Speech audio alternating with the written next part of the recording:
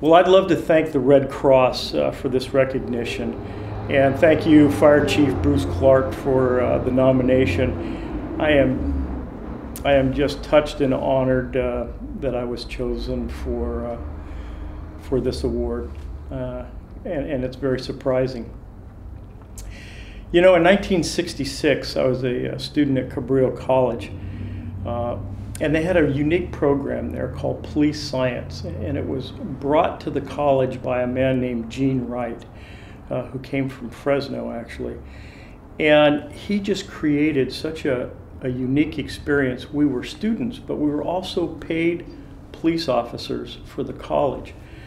And that started my career in law enforcement from the service perspective. Which is so important. And he created relationships with the Santa Cruz Sheriff's Office, for example. That was the people that we had real life experience with and ride-alongs and learning.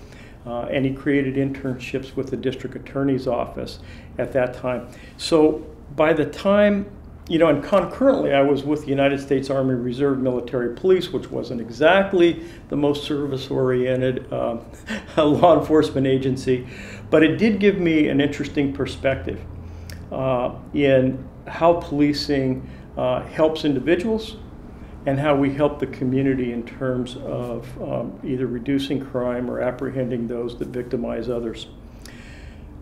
The experience with the Sheriff's Office was unique because all of us that were in the campus police, or at least 90% of us, then became part of the Sheriff's Office. And I was no different in 1968. But I had one other advantage that lasted, you know, almost my adult life. And in 1967, the district attorney was a man named Richard Pease. Gene Wright created an internship with the DA's office. And Richard Pease had just lost the election. Peter Chang was arriving, and with him came a man named Ray Bellegarde.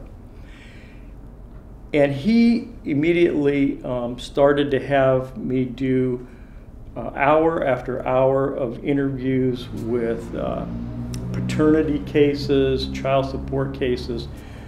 And I didn't really realize it at the time, but when you're doing one interview after another, you get to learn skills on interviewing pretty well. And when I went to work in the Sheriff's Office in 1968, I had no idea how quickly I would need those skills. So by 1971, I was a detective, and then the murders. You know, Santa Cruz County, the murder capital of the world. By 72 and 73, we were involved in 36 homicide scenes, and interviewing people was paramount. But I think that time, we need to talk about all the people that were involved in that. There's books written about it and history, but there were so many of us that worked on those cases, from Santa Cruz Police Department, the Sheriff's Office, agencies all over Northern California.